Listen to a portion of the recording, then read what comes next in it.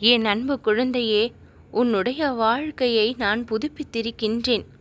கஷ்டங்களாலும் கவலைகளாலும் கண்ணீராலும் சூழப்பட்டிருந்த உன்னுடைய வாழ்க்கையை இன்பத்தின் அடிக்குள் இன்றைய தினம் நுழைய அனுமதித்திருக்கின்றேன்.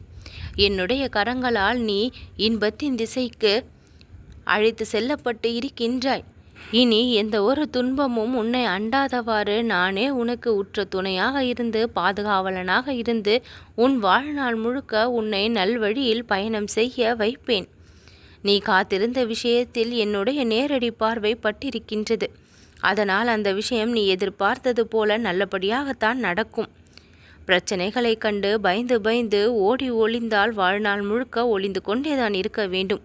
அதை எதிர்த்து போராடி சமாளித்து வென்றால்தான் அது உன்னை பார்த்து பயந்து ஓடும். எதற்காகவும் என் பிள்ளையாகிய நீ பயப்பட வேண்டிய அவசியம் துளியும் இல்லை. எந்த ஒரு தவறும் உன் மீது இல்லை என்கின்ற பொழுது தேவையற்ற அர்த்தமற்ற அச்சங்களை எல்லாம் தவிர்த்து விடு. தைரியமாகவும் துணிச்சலாகவும் உன்னுடைய வேலைகளை நீ செய்ய பழகு. உன்னுடைய முயற்சிகள் ஒவ்வொன்றும் வெற்றியை பெற நான் அனுமதிப்பேன். நீ தேடி வந்த அந்த அற்புதமான சுகங்கள் அனைத்தும் உன் வாழ்க்கையில் நீ பெறும்படி நான் வழி செய்வேன்.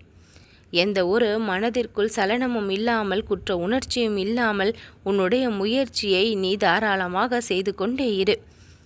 நீ நடப்பதற்கான மலர் பாதையை என் கரங்களால் உருவாக்கி கொண்டு இருக்கின்றேன். வாழ்நாள் முழுக்க உன்னுடைய பயணமானது நல்லதொரு பயணமாக அமைய நான் அத்தனை வழிகளையும் செய்து கொண்டிருக்கின்றேன். என்னுடைய திரு உருவத்தை உன்னுடைய மனதிற்குள் பதித்து வைத்துக்கொள். பிரச்சனை என்றால் அந்த திரு உருவத்தை சற்று பார். நீ உற்று நோக்கும் பொழுதே உன் பிரச்சனைக்கான தீர்வு உன் மதிக்கு தோன்றிவிடும்.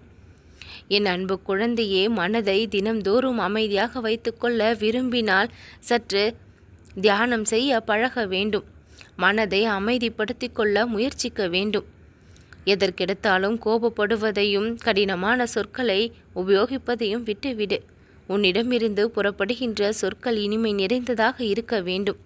கோபத்தின் உச்சிக்கு செல்வதால் எந்த ஒரு பலனும் கிடைக்கப் போவது இல்லை. என் அன்பு குழந்தையே, உன்னுடைய உடலையும் மனதையும் கெடுத்துக் கொள்வதற்கான வழி அது. அந்த கோபத்தை கைவிட்டு விடு.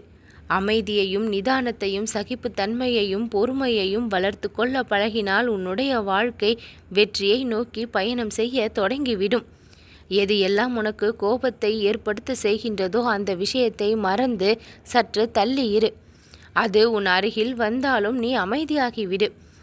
நடப்பதை வேடிக்கை மட்டும் பார். அத்தனை விஷயங்களும் உனக்கு சாதகமாகும்படி நான் மாற்றத்தை கொண்டு வருவேன்.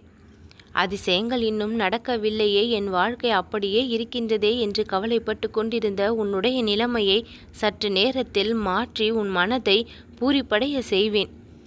மிக பெரிய மகிழ்ச்சியெல்லாம் உன்னை தேடி வரும்படி நான் ஆணையிட்டு விட்டேன்.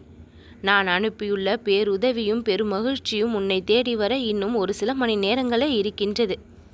இனி உன் வாழ்க்கை மிகவும் அற்புதம் நிறைந்த வாழ்க்கையாக மாறும். நல்லது நடக்கும்.